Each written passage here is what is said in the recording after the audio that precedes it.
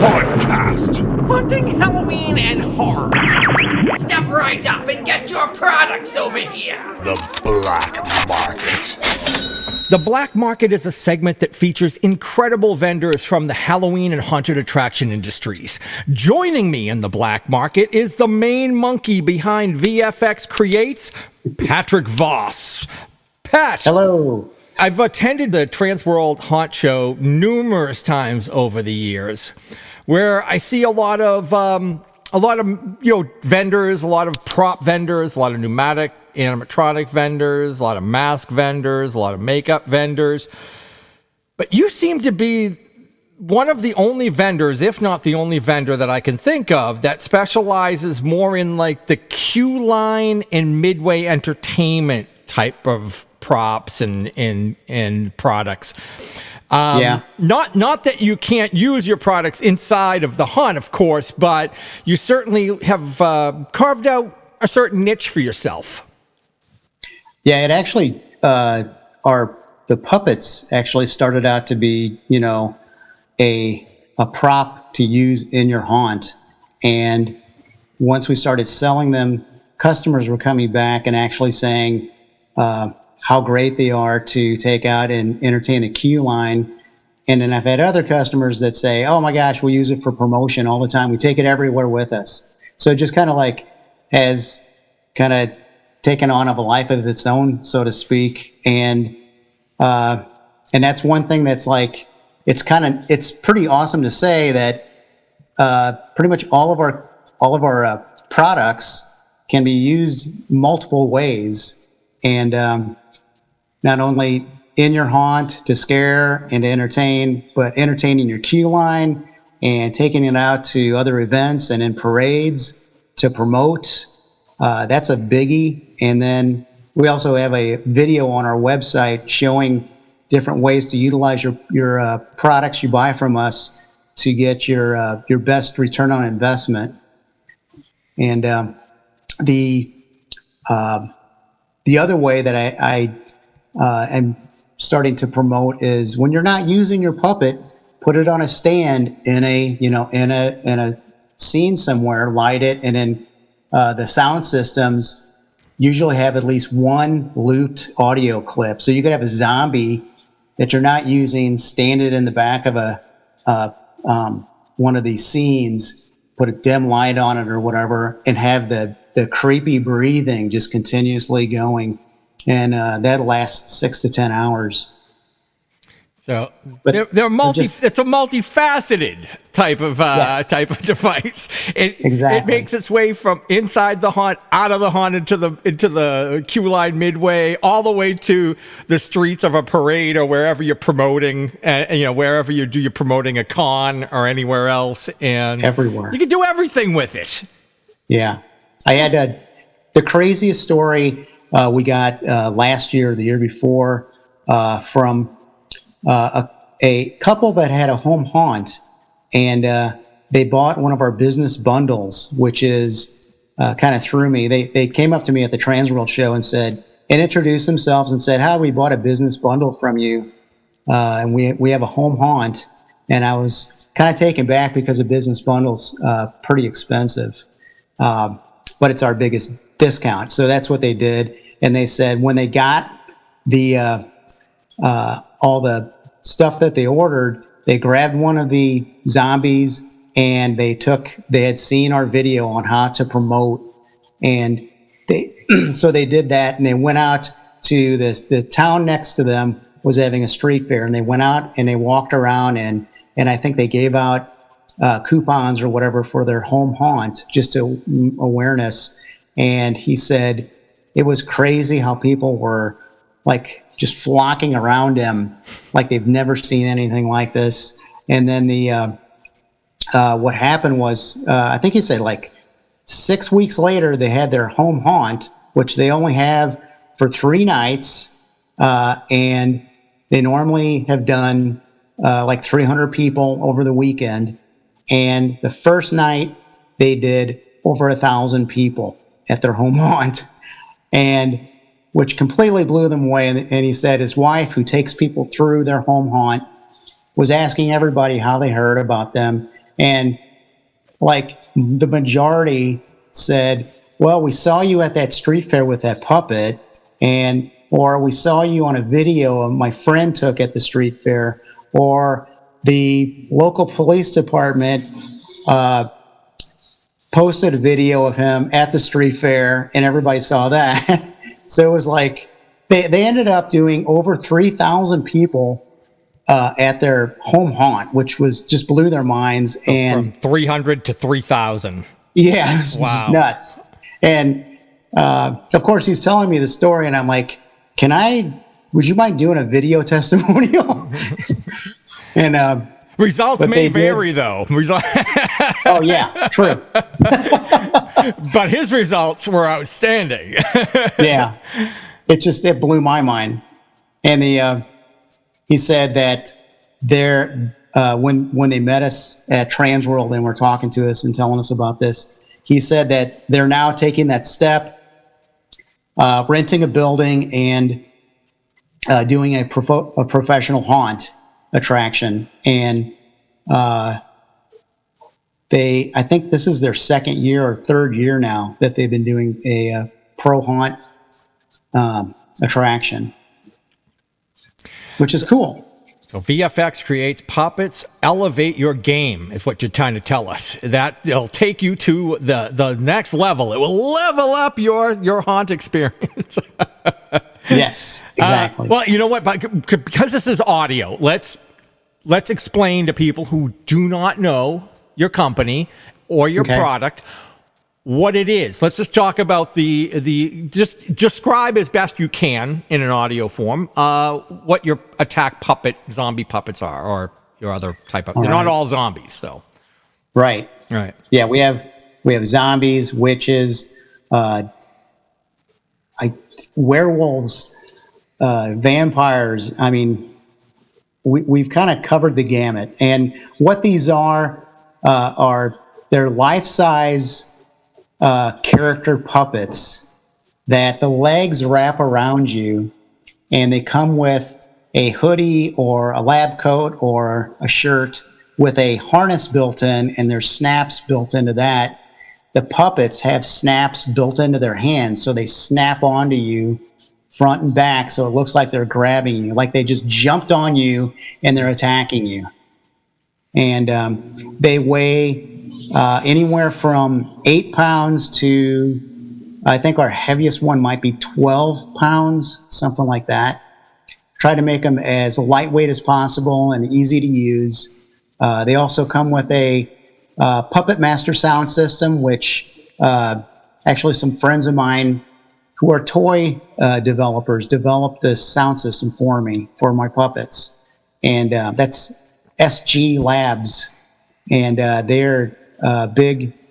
Now, this is years ago, and now they're like big time winning major awards with the toy industry and all this stuff. They're very cool people. But comes with that, the sound system.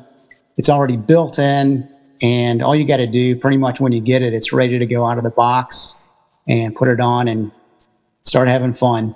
As you say, it has arms that its legs wrap around your waist. Its arms kind of wrap around your shoulders or neck area as it's like it's lunged on and grabbed onto you. And your hand goes up and operates the head. So it's like the mouth motion as it's like biting at you and snapping at you. And then it has like a fake hand. So your hand within the hoodie or lab coat, it comes with a fake hand. So you can see both of your hands, and your other hand is up, working him like and snapping at you and biting at you and doing crazy. Yeah. Right. Correct. Yeah. We have a fake fist that comes with it also. So it looks like it's your fist, and you're kind of like fighting or cowering or whatever. And which is funny because that shows people will walk up and they think these are animatronics. And they ask, like, how much does it weigh, and how much does the battery weigh to run it? And then you show them that you got a fake fist and your hand's up inside of it, and they're just like, what? Like, that's so awesome. So there's no, there's no animatronics. I really strive to keep everything dumb simple. So anybody can just put it on and use it very easily. And we have we're very customer oriented. So if anybody has any issues, they can call or text us or email us, and we're on it. Actually, if you call the number that's on our website or catalog or anything, that's my cell number. So you will get me. Cool. No harassing. Be respectful of time. No 3 a.m. booty calls or anything like that. You are married, I believe, or whatever. Now, how did you come up with the prototype? I mean, was your first main product, and you had to develop it somehow? How did that come about? I had been working. I was doing all this stuff on the side, building stuff for other haunted attractions, including my own here in St. Louis. And when I was doing that, this was back in the 90s, and I developed a simple way to make bodies because we needed so many bodies for our haunt. So I came up with this pattern, and we basically dumpster dive and would pull, we'd pull carpeting from offices out of these dumpsters in downtown St. Louis, and we just mark this pattern, cut it out, and roll them up and make these bodies and put clothes on them and a mask or whatever, and which they worked out great. And then, skip ahead to I had been with AT&T for 23 years as a graphic designer, and they came in and said, well, we're shutting down your department and we don't have anything for you. And I just saw this as it's time to take the leap here. And I bought a booth, pulled out a credit card, bought a booth at Transworld, which was actually in St. Louis. And that's another story. Because we used to go to Transworld up in Chicago every year and hang out in Chicago and have fun. And then they took it out to Vegas, and something happened out there, and it just died. Yeah, I remember. And I thought, okay, that. well, it's gone. Yeah. Yeah. And in 2019, I believe, I got a postcard in the mail from Transworld, and it said St. Louis on it, the new location. And I was just I flipped. I was just this is crazy. So I got a booth there and pulled out I have notebooks with ideas and sketches and all kinds of stuff, anything that comes into my weird head, and went through and I pulled 3 different products that, I was going to make prototypes and take them to the Transworld show. And by the way, this is all, a lot of this was inspired by the show Making Monsters and the amazing people at Distortions Unlimited. They were doing this is at the same time they had their show going, and I was watching that show, and they actually showed them doing the Transworld show. And it was totally inspiring for me. And I've told Ed and Marcia this at Distortions several times, that they were my inspiration to actually take that step. And I got a booth, and then started trying to prototype these ideas, which was not easy. This is kind of the first time I've tried to do anything like that. I get ideas, but these were not simple ideas to put together. But we got a prototype of Sidewinder Sally, is what she was called, and because she's looked like she jumped on your side and is attacking you. And we did another one called Backbiter Bob, which didn't sell any of him, but so he went to the wayside. And then so we sold 8 or 9 of these Sidewinder Sallys based on this prototype that I thought I almost didn't want to go to the show because it didn't look very good. But we went, and the idea was there. So people caught the idea, and they're like, yeah, I'll do that. And so we went back, and I spent like 2 or 3 months redesigning everything about the puppet, resculpting everything, just kind of redoing everything, testing different foams and latex and what's going to work best for what, and finally got this new Sally Zombie puppet done and put those together and shipped those out to these people that bought based on this prototype. And these people were just blown away.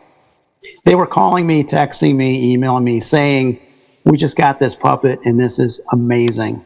This is like, and they were just going on and on. And those are the people that I really owe a debt of thanks to for that first year to help me get off the ground too. And but then we came back the next year.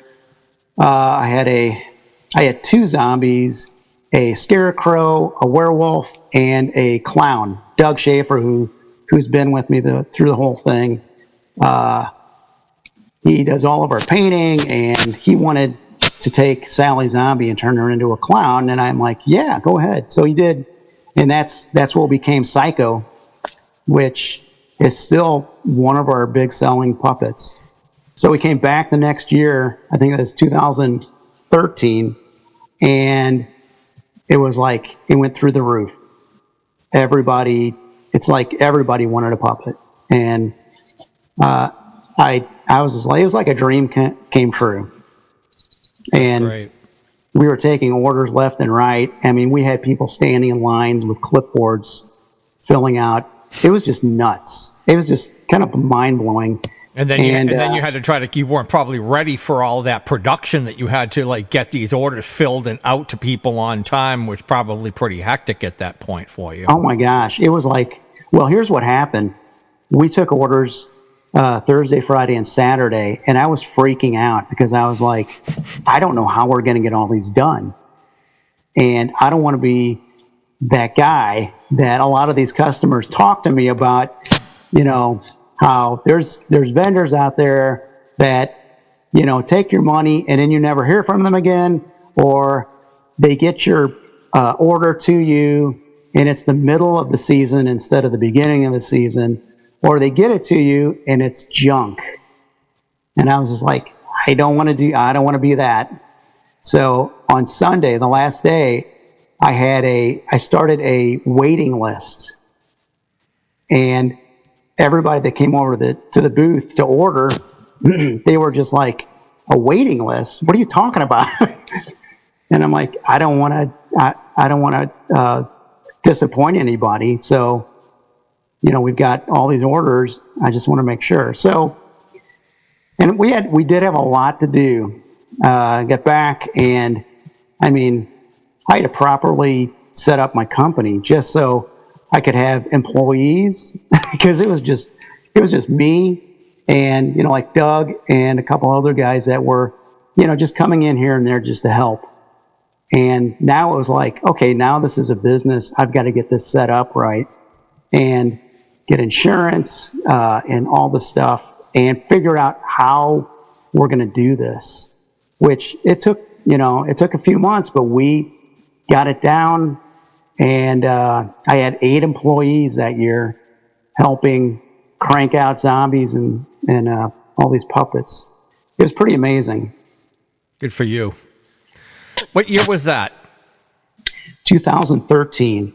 That was 2013. Okay. Yeah. So the first show you did was around 2009 at Transworld. Is that right? I was just the first one we did in 2011 at Transworld. We were 2011. Okay, got it. Yeah, we actually went in with a couple other people for a booth.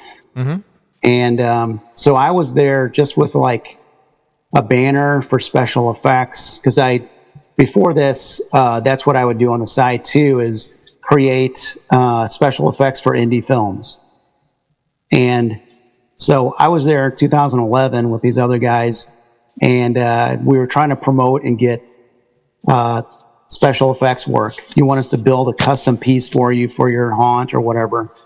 And we did okay that year, not great, but it was the next year when I was losing my job, that I brought in the prototype of the zombie puppets, and that's what caught on. And in 2013, that's when it took off, and I was able to literally step out of my job, my corporate job, and into my own business and just keep going.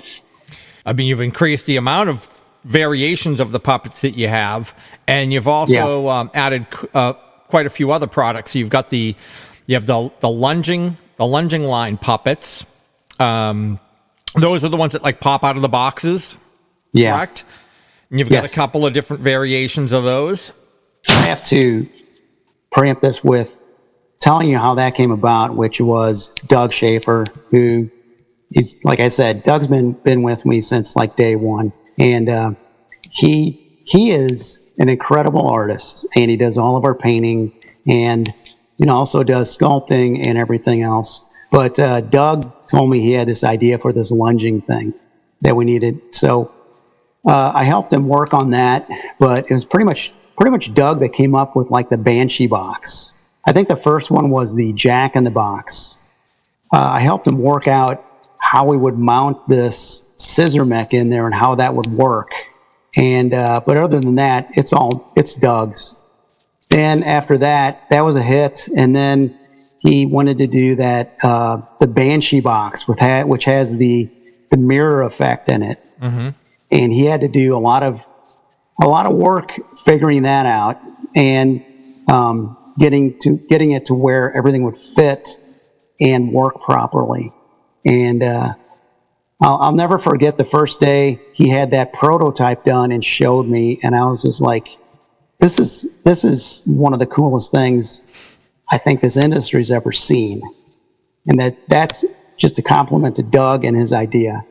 Yeah, it is pretty amazing because it looks, I mean, the one you're talking about, it looks like a mirror box. It looks like you're looking into the box, but then all of a sudden the box splits in half, left and right, opens up, and then this thing comes lunging out at you. And it's a pretty amazing effect. The Jack in the Box is enclosed and just has like this creepy Jack in the Box music, and you open it, and that head actually comes out like 3 feet at you with this crazy clown laughing. And then the Banshee box was another one. Doug actually put lighting in it, because you can look in and it looks like it's an empty box. And which is funny, because at shows, you'll be standing there trying to get people's attention, and they'll just like look, and then they keep walking like, oh, it's empty. So you gotta catch them just right. Yeah. And on that one, it comes out about a foot because we had to fit it in there behind the mirrors. But that actually has an LED lighted ghost face that comes out, and with a scream, which is very effective. I wish we had a camera for some of these at the shows where people, because Doug will sit there and go, oh, do you see the ghost? Do you see the ghost? To get them to come right up to the glass, and he'll pop that thing open, and these people will fall over backwards, and it's hilarious. The crate creature is like a kind of a variation of the puppets. Tell us about the crate creatures. That started when I think we were doing IAPA, and somebody wanted a baby dinosaur puppet. So we did a baby dinosaur and found these crates and figured out how we could put it in the crate and make it look like you're carrying it around. So we've got a fake arm that goes with it that snaps to the side of the crate. And then that also comes with a sound system. So your hands like goes through the back of the crate and puppeteers the creature, which is either, we've got 3 different dinosaur puppets, we've got a dragon, we've got a pig, we've got a zombie pig, and we've got chimpanzees, we got zombie chimps. You got to turn everything into a zombie, right? What else do we have? Oh, we got a rat, like a lab rat. Yeah. but it's a giant rat. Just a bunch of different things like that. And that also comes with a little harness that you wear that holds the weight of the crate. Those have been pretty popular as well. And then I think the latest item you have is the deluxe latex, the bungee heads. Yeah, there again, that was, we were at Hauntcon, and Doug Schaefer's friend was doing a demo and asked Doug if he could do a mold of his head for this demo. So he's like, sure. So they did a demo of how to do a life cast full head, and he used the body double silicone, which is awesome stuff. And then we did a mother mold over that, basically gave it to Doug. And so Doug has this beautiful mold of his head that he can take. I think he took a monster clay, and you can melt that stuff down and pour it into the mold and slosh it around. And it'll basically, as it cools, you can then pop out this positive of his head. And he started sculpting on that because he was going to do like a severed head, with the mouth hanging open and stuff. And he said he had this idea to do a bungee head. I was like, oh, that's a cool idea. Is that out there? Because it sounded like such a cool idea. And we went online and we hunted and hunted and hunted, and we could not find anything like that. We found the little bungee rubber balls that are on a bungee string. And so he designed and put this together and created the bungee heads, and he keeps making them. And I know we've got over 30 different ones now. Yeah. How about how far can that bungee go out before it snaps back? About how many feet can it shoot out? Well, when you do your arm out, your arm's sticking out almost 2 feet, and then the bungee head will go out another 3 feet. So about 5 feet it can shoot out, basically, if your arm's fully extended out. Right. Which it probably would be, because when the bungee goes out, it's going to take your arm out with it a little bit. Yeah. before it snaps back.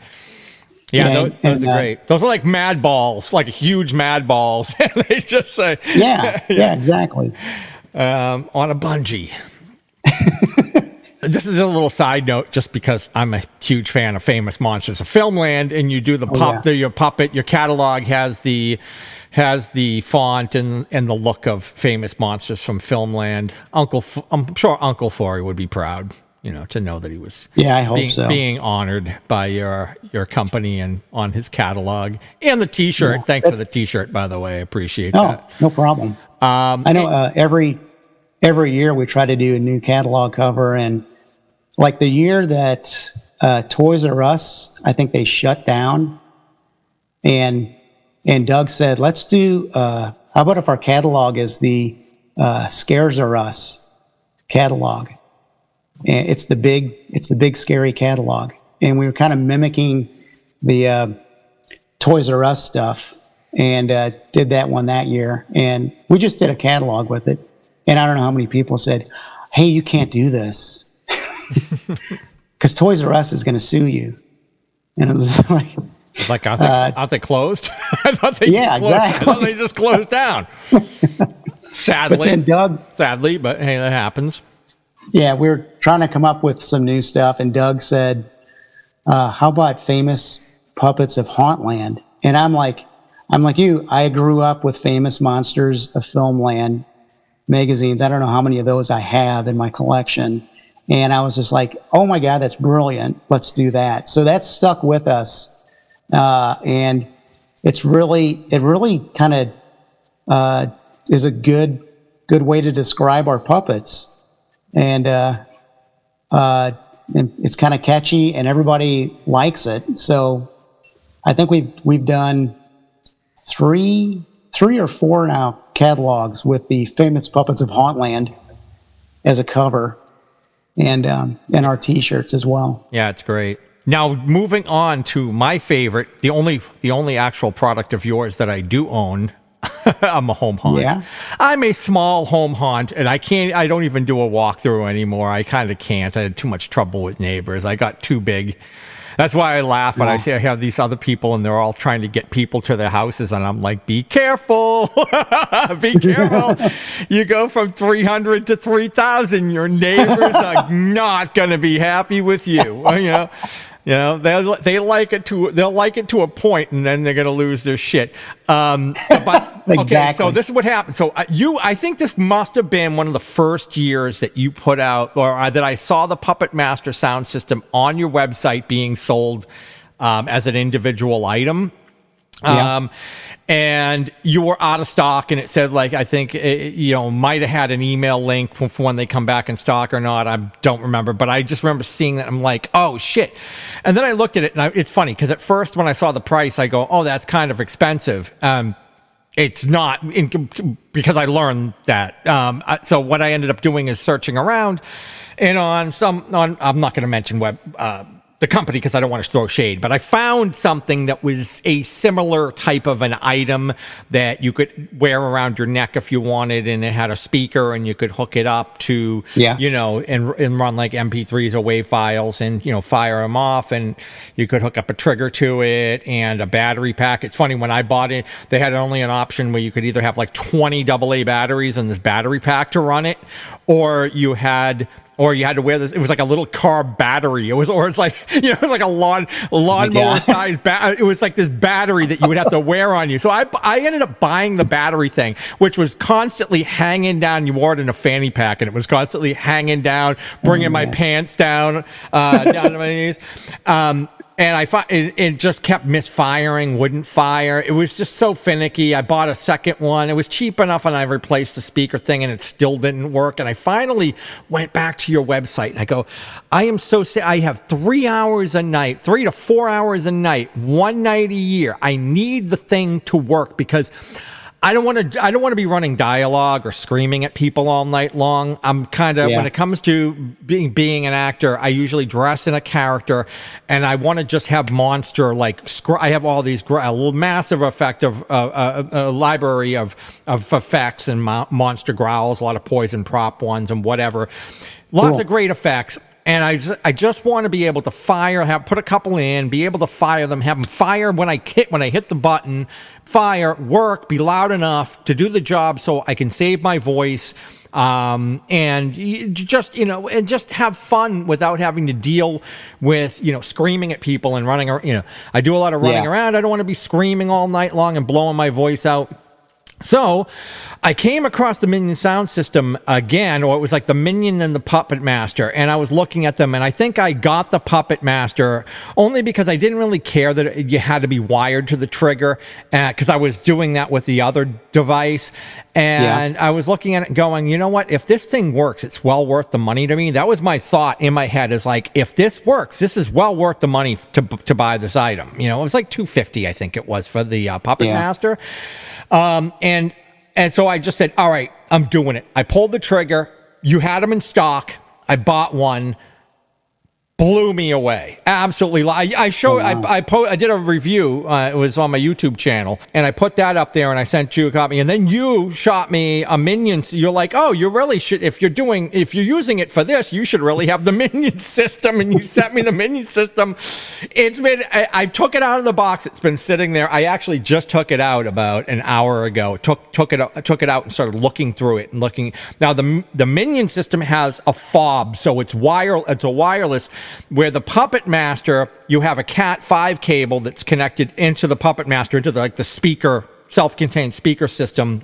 Actually, why don't you tell us about the Puppet Master, just like some of the specs of it, because the Puppet Master and Minion are almost the same, other than some of the connections and functionality of it, right?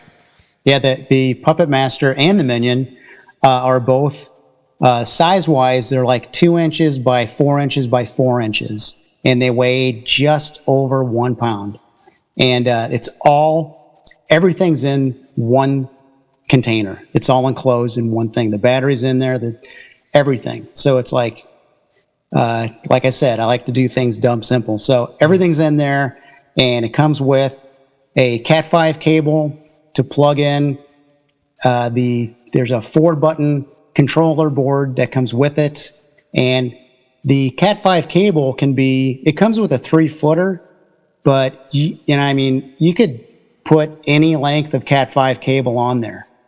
And like if you're going to have sound effects at that end of the scene, as people come in, you can like hit a specific sound right when they're right there, or something like that. It also comes with a USB cable that connects to it. It's like a printer cable, basically, that connects to it and connects into your computer, and you can download our software. And on our downloads page, we've got the software, we've got instructions on there, we've got links to Audacity, which is an audio. It's a freeware that we use to do all of our audio stuff, and we like to promote them. And if you use them, send them a couple bucks, because it's a really nice software to use for editing audio and creating your own audio. And that's on there. We've got a link to tutorials as far as like how to load your audio to your Puppet Master. There's also stuff on there for the Minion, and you scroll farther down and there's the Robot Monkey Lab audio library you can access, and everything in there is already pre-set up to work in the systems. So the software was just ridiculously easy to use. I've tried to use a lot of other software for different types of controllers and stuff, and it always can be a little bit clunky. It was just brainless. It was just so simple. Once again, one other thing I loved, I'm usually too busy building monsters and doing all this other stuff, and I do it all on my own. I don't want to get bogged down with shit like controllers or like with this little sound system that I'm wearing on Halloween night. I just want it to be simple. I just don't want to screw around, and everything was just laid out as simple. And now does it only take WAV files? Am I correct? It has to be a WAV file. Correct. Yeah. And there are certain specs that the WAV file has to be for it to work at optimum performance. Correct. Yeah. It's a mono WAV file at I believe it's 44,000 gig. Yeah. Is that gigahertz? Yeah. So all you have to do is, if you have a file in MP3 or whatever, you just convert it to their WAV format in that specific. Yeah. I mean, it's on the website, so I don't expect. I'm not going to call it. But yes, it's really easy. Just look at what it tells you the WAV file needs to be. Export the file in that format. It's super easy to load. You like click, boom, loads it in, done. And you can line up to 4 tracks. What is it like? You get four main sound effects, and then you can get one ambient one that will loop and continue. Will just run or something to that effect. Well, it's got 4. You can load 4 audio clips, and there's 2 tracks, so that you can have like you can have one of the audio clips on track 2, and you can loop it like if it's music. We do that a lot with the puppets and stuff, where there's music and it just plays and plays and plays. And then your other 3 audio clips are on track 1, and that's your, if it's a zombie, that's zombie sounds, a scream, whatever you want. So you can play 2 things at the same time. You can loop whatever you want to, and it's got 5 minutes of internal memory. So, I mean, that's quite a bit of time. If you wanted to do a character, actually explaining something. We've done that with some of our puppets for some of the haunts. There was like one we did for the Cobb Goblin. We did where he explains to and this is for the hayride, as everybody's on the trailer, then the puppet sits and explains, keep your hands and feet inside and blah, blah, blah, and it's in a character voice. And, it's like, and those people got back to me and said that worked great because it really got everybody's attention. Yeah, to listen to what they're supposed to do and not do. Yeah, so not only sound effects, you can use it to run like dialogue. So you can basically, if you had to repeat, some haunt rules or something that you use, or just some funny line that you want to say every night.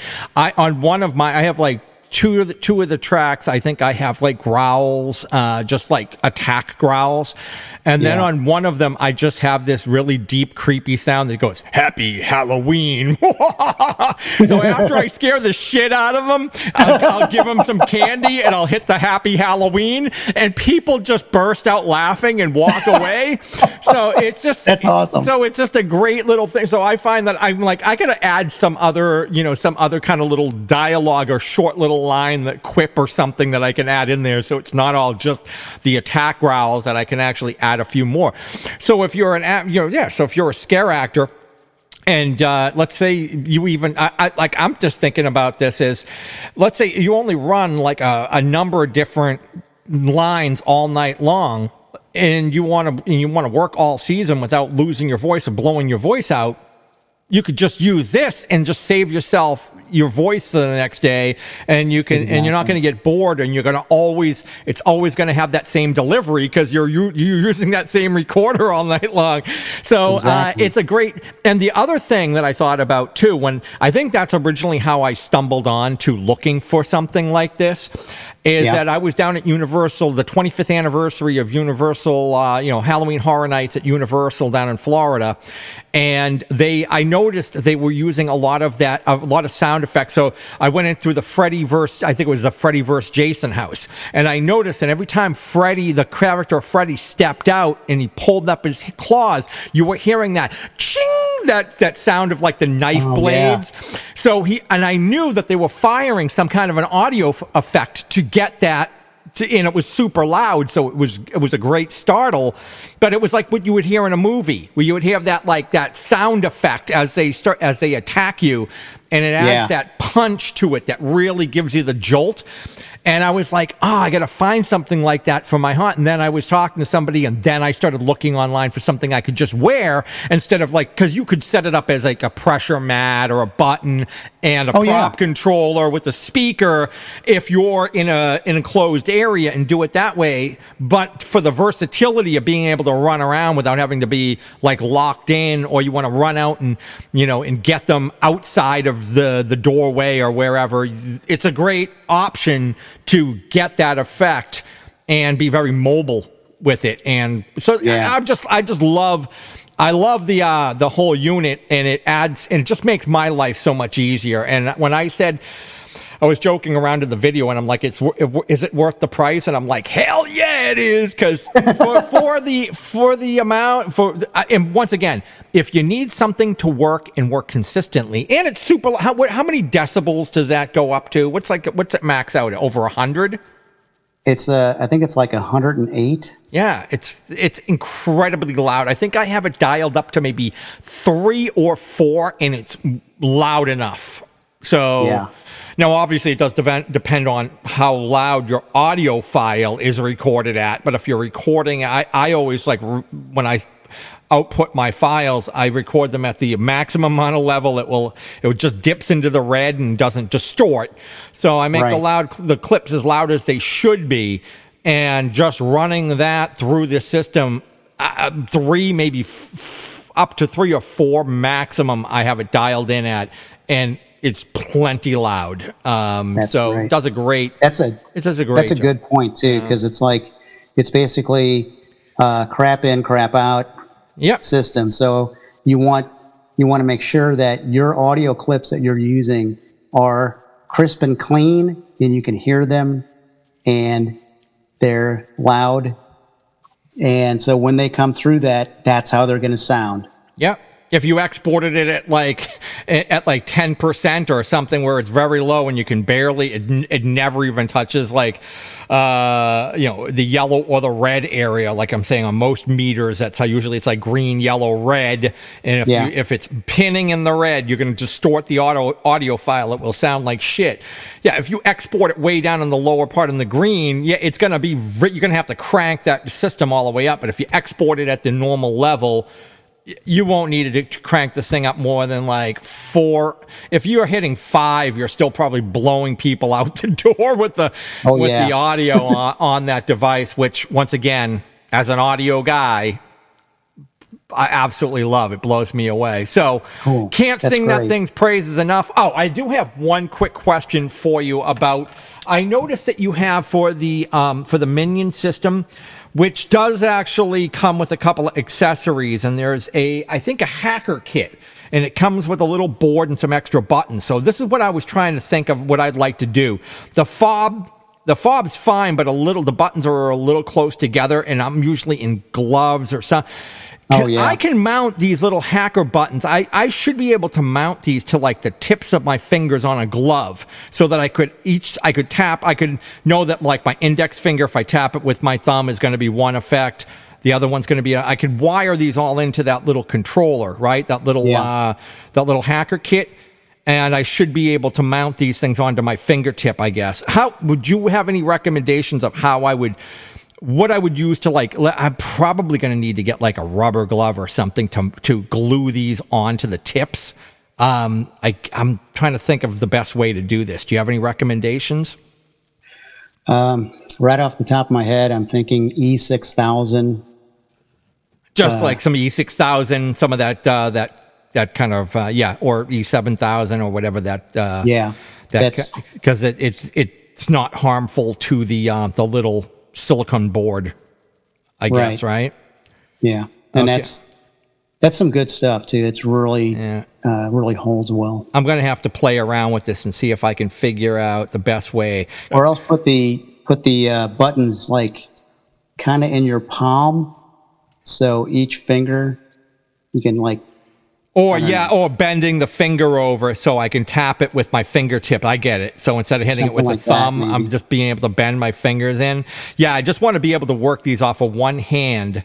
And I think this little hacker board's going to do exactly what I needed to do. I just got to go grab a glove and glue these things into place and test this thing out. That's awesome. Yeah. Once again, the Puppet Master, you get the Cat 5 cable, so it is a wired, so you have the little 4-button controller, which you can keep in the palm of your hand or inside the creature crate or the puppet itself.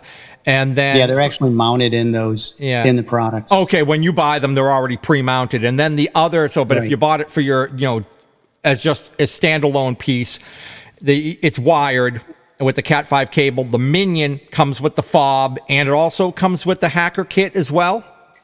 No, you have to. You have to buy the hacker kit. I think that's a separate piece because it comes with a little brain too. So you get the fob with it and a little headset with a microphone. So you can also, it can also be used as like a walking PA system. Right, and that's the Minion effect system. Yeah. And that one, you can actually program up to 6 audio clips, and you can use one of those for your microphone if you want to use it as a PA. And then if you wanted to buy another second key fob that has 6 buttons on it, you can add another 6 audio clips. So it holds up to 12 audio clips. Wow. And you can either get another key fob, or you can get the hacker kit, which has a brain in it that you wire the buttons to. Phenomenal. And that's all wireless too, so you can operate your Minion sounds other than your PA system. PA system is basically it's wired to the system. I guess you could. That's one thing I haven't looked at, like wireless microphone systems that you could probably plug into your Minion and then use that way at a distance. I don't know. Yeah, I'm sure there's some ways of making that work, or little adapters or something that you can plug in. And you can also do. We started to do this. My webmaster, James Gregson, he does all of our web stuff and videos and stuff like that. He saw our sound system. He's kind of an electronics guy too, and he said, you need to put a line out on this, and which everybody's been asking for. And I'm like, okay. And so he did, he took one and he put a line out, and now we can offer that. So if you want to line out, we'll put that in it. So it's a jack on the side of it, and you can plug another speaker in as long as it's a powered speaker. Cool. And yeah, it just doesn't have an amp. An amp. You have to just have a powered speaker to plug into the aux jack. Okay. Yeah, and that's and then beyond that was with the Minion, you can actually program the buttons and the audio to control like LED lights and servos, and so you can have audio, lighting, and motion all controlled by the Minion effect system. Damn. That's a little more complicated when you get into that stuff and how you have to format. You actually format movement and different things on your timeline in Audacity when you're editing your audio, so that you can have something, like a light go on or a movement happen at the same time that there's an audio, like a sound effect going off. It's pretty cool. Yeah, no, it definitely is. It's got a lot of functionality, more than I actually knew before we started this conversation. So that's cool. Thanks for the heads up on that. Okay, so just as we start to wrap things up, do you have a professional haunt? No, I did 3. I built and ran 3 different haunts back in the 90s, and the one I owned was Terror Visions in downtown St. Louis. We built that, ran it. We operated it for 3 years and sold it. Now, how do you end up celebrating Halloween? I'd really like to go and lay on a beach. Why? Because you're so burnt out from the season, from having to put out working nonstop up. Yeah. Because I'm sure that's the one thing about being a haunt vendor. Being a vendor in the industry. As I look at it and go, yeah, that's the one thing. Is by the time you get after you fill all these orders and get all this craziness, and you're dealing with customers right up till the season and everything pops off. You got to be completely frazzled by the time, and then you don't even want to celebrate Halloween by that point. I love Halloween too much, damn it. So, but do you do anything? Do you do anything at the house? Do you? I put up some decorations. I got a 12-foot skeleton that my neighbors all love. They actually complimented me on my skeleton, and do different things. I've got some things I want to do this year. If I have time to do them. And we're going to go visit some of our customers that are local. There's the Waterloo Sportsman's Club in Waterloo, Illinois. Really good people, and they do their haunt as a fundraiser every year. And so we're going to go and hang out with them when they're open. It's fun to actually take, our products and go hang out with somebody at their haunt. We've done this quite a few times, and have fun using our puppets and stuff to entertain people and to scare them and all that stuff at the haunt. So we get some hands-on experience. Yeah, you could probably test things out that way too. If you had anything new you wanted to test out, be a great way to do it. Do you have a cutoff to place orders? Does your website at one point just go, no, we're done for the season? I know I've seen that out with some vendors. Does it depend? What we normally do is we start putting notices on the website as far as get your order in now.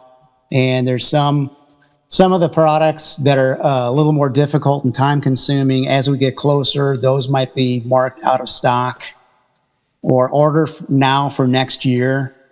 And because we're busy now, but September gets just crazy into October, and we try to get everybody taken care of. But we also try to communicate that through the website as far as there's only this many days left.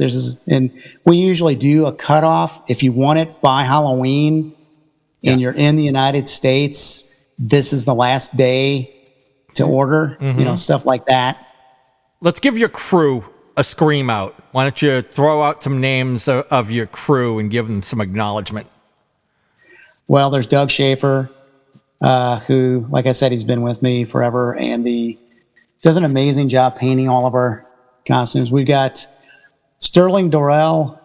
He's one of our fabricators. He builds our boxes, and he basically, everybody that we bring in, we train to do basically everything.